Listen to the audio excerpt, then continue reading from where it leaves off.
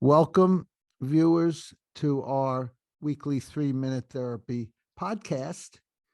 And today, our discussion is going to be some breaking news that there are no bad people. So we'll explain that. But first, I'd like to introduce the speakers. I'm Dr. Michael Edelstein. I'm a rational emotive behavior therapy therapist, and I do remote sessions now, all remote. I've written 4 books. One of main interests these days is 3-Minute Therapy, and you can get that on Amazon. I also have this 3-Minute Therapy podcast and a Psychology Today blog called The 3-Minute Therapist. And I'm here with my expert therapist partner, Kevin Benbow, who's also an REBT therapist in Arizona. Kevin, would you like to say a few words about yourself? Yes, sir. I am located in Yuma, Arizona. I'm licensed in both Arizona and New Mexico. I've been in private practice for about 12 and a half years. And I have experience treating a lot of different things, but I love private practice and I love working virtually from my home. If you live in Arizona, I probably take your insurance or EAP plan. So just keep that in mind. Okay, great. And I'm on remote, so I work with people internationally. And if you'd like to contact me, go to my website, 3minutetherapy.com. 3 is the word spelled out, and you'll get how you can contact me through email or phone. Okay, so we are centered on REBT, Rational Emotive Behavior Therapy. And Rational Emotive Behavior Therapy is a radical approach to psychotherapy devised by Albert Ellis, and he changed the whole direction of the psychotherapy movement in the 1950s when he came up with this approach. And it has some notable differences from what was the traditional therapy, and that is we don't excavate your child to figure out what your problems are. We don't work on the relationship you have with the therapist to help you, or your dreams or transference, anything like that. We're more efficient. We go to your thinking that's causing your problems, because our emotions and our behavior comes from our thinking. It doesn't come from any situation. So if someone cuts you off in traffic and you get angry, you would probably think, he got me angry by cutting me off. But that's not the way we work psychologically. The way we work psychologically dictates that our emotions and behavior come from our thinking, such as, he's an idiot, he shouldn't have cut me off, he's endangering my life, that would be awful, I couldn't stand these reckless drivers on the road. So it's that kind of thinking that causes your anger, upset, and disturbance, not the reckless driver. And that's a very powerful idea, because if it's your thinking that causes it, then you can change your thinking. You probably can't change the reckless drivers on the road, but you can change your thinking. And we will be discussing how to do that. Kevin, did you want to say anything else in introduction of rational emotive behavior therapy? Yeah, I sure did. What that traffic illustration is one I use quite often with my clients, because we can all relate to that. I live in a place where all of us complain about, well, I don't know everybody here in town, but a lot of us complain about reckless drivers out there, simply because we have a lot of winter visitors in my part of the state. And then I'm painfully reminded every time I visit California that there are other places that have a lot more serious traffic problems than we have here where I'm located. I know that it's very easy for me as I'm driving through traffic, when somebody does something that I consider dangerous or impolite, the thought that goes through my mind is something like, wow, what an asshole. And as we're going to talk in here, is there really are no assholes. There's just a lot of bad behavior out there. Yes, and you've illustrated a number of points I wanted to raise, so thank you for that. One is it's very common for people to think and talk in those ways. He's an asshole, he's an idiot, he's crazy when people disagree with you. And that kind of thinking leads to a lot of contention we see today between different political groups. And that thinking is wrong. And if you change your thinking, you'll be able to get along with other people better. And there are many problems with thinking of other people as assholes, no good, lice, bad people. And so Chris and I will enumerate some of those. And one is that's an overgeneralization. And the overgeneralization starts with evaluating their behavior, which is important because if you decide someone's a poor driver, then you want to stay out of their way because they might crash into you. So that's important. But if you then decide that he's a bad person, he's no good, he's a louse, then that doesn't help. It just eats you up inside and gets you distracted from the important thing to do, and that is keep out of his way so he doesn't veer to the side and crash into you. So, another way to put that is rate the behavior, but don't rate the total person. Don't rate yourself as a total person, as your essence or your personhood. Rate your behavior. So we're going for unconditional acceptance, unconditional self-acceptance, and unconditional other acceptance. And that means just what I said, to rate your behavior. And all you could be, as with other people, is an imperfect human who acts imperfectly, never a bad person. So the counter to bad people and evaluating people in terms of their worth is unconditional acceptance, unconditionally accepting yourself and unconditionally accepting others as the imperfect humans they are, but not liking their behavior. Yeah, I'm glad you bring that up, that it's the behavior that we're rating. One little exercise that my wife and I do quite often in the car is we use humor when it comes to coping with some of the difficult and bad drivers out there. For example, the drivers, you mean, who drive badly? Yes, exactly. Those who drive poorly. Perhaps it would be a good idea for their skills to be reevaluated or something like that. But when we encounter these kinds of people, we'll tend to exaggerate our own judgment of their personhood. We'll both say, look at that person. What a rotten, horrible person. They deserve to burn in hell because they're driving like this. And of course, that humor tends to shake the irrational belief loose.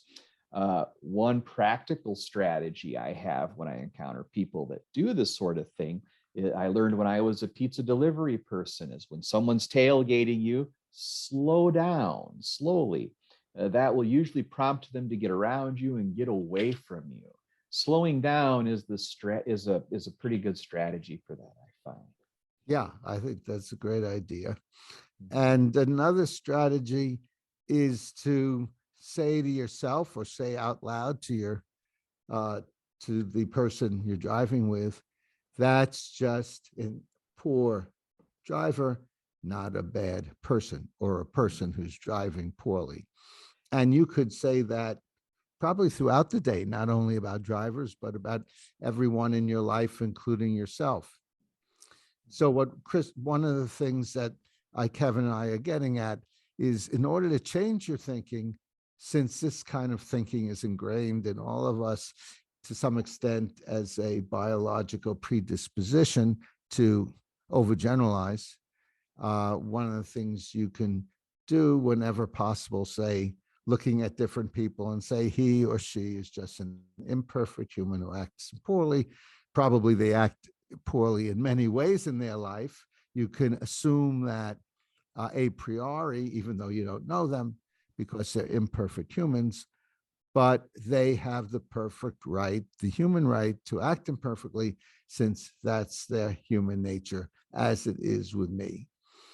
And so it's the same philosophy in evaluating yourself and evaluating others.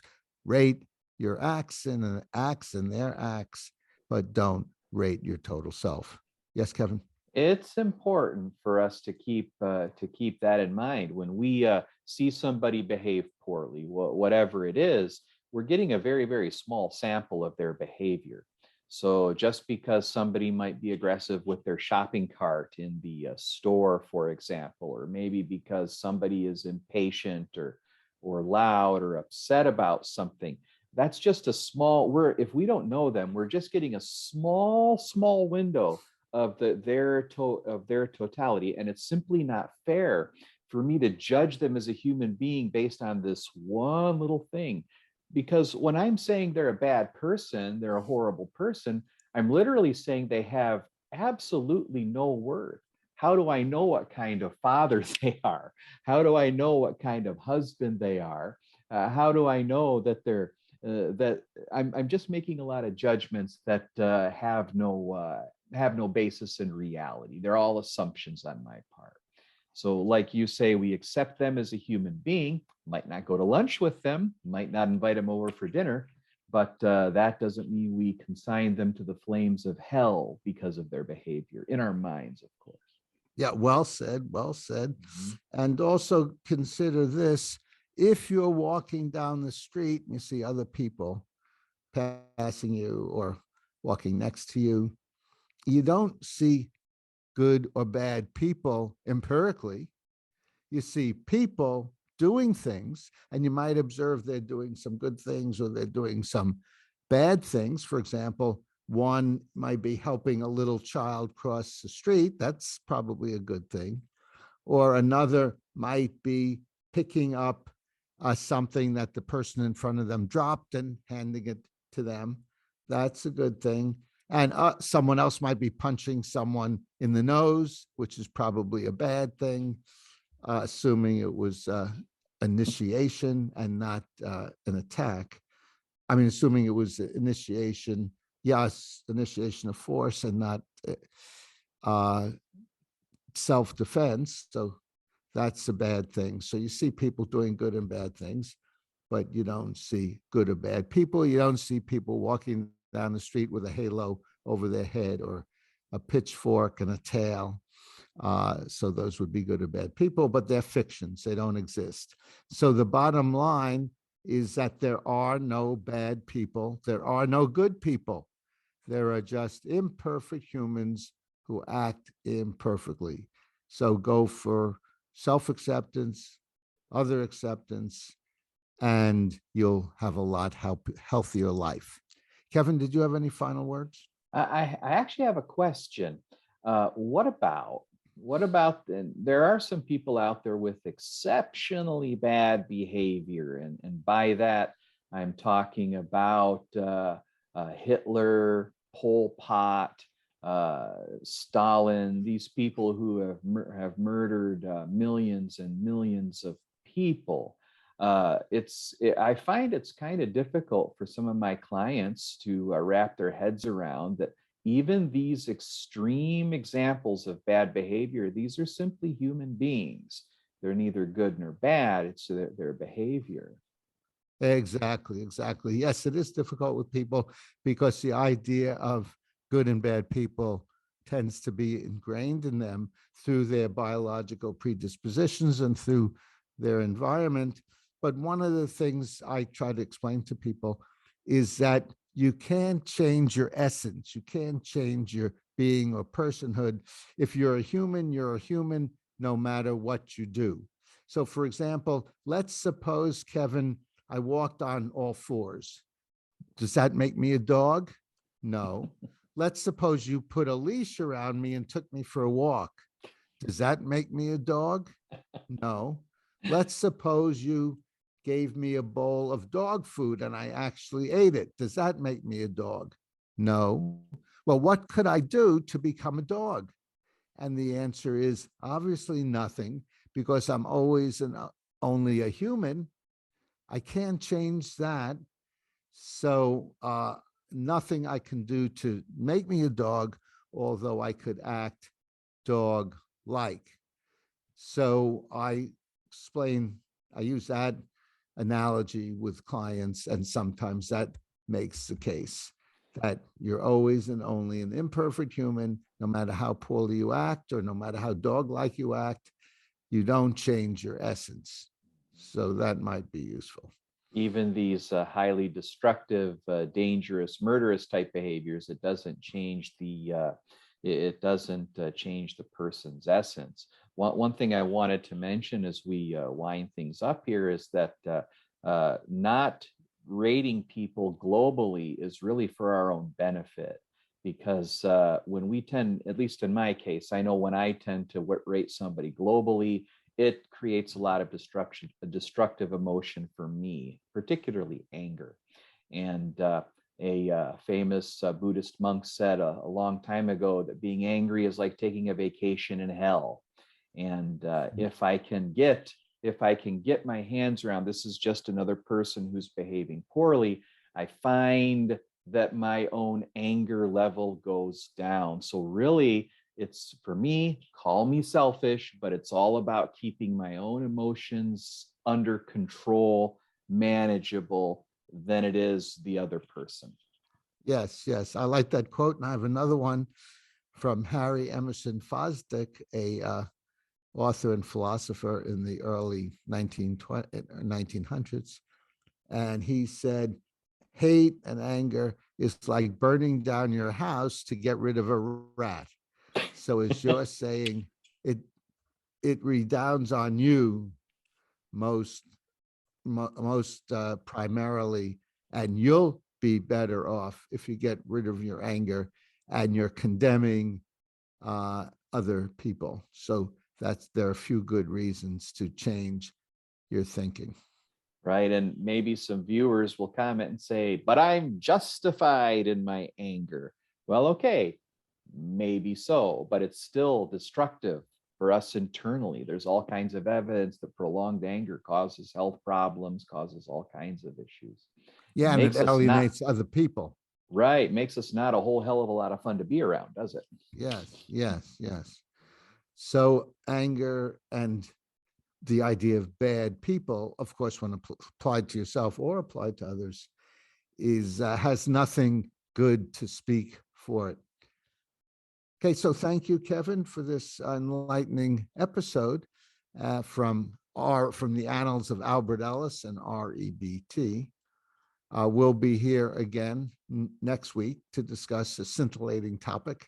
If you have comments, as Kevin said, put them below. Questions, disagreements, put them below. If you'd like to come on and discuss this further with us or disagree with us, please do so. Let us know, and we'll be happy to have you as a guest. We're always happy to have guests. And if you're a therapist and you have some questions about dealing with a client, you can be a guest, and Kevin and I can help you cure the client.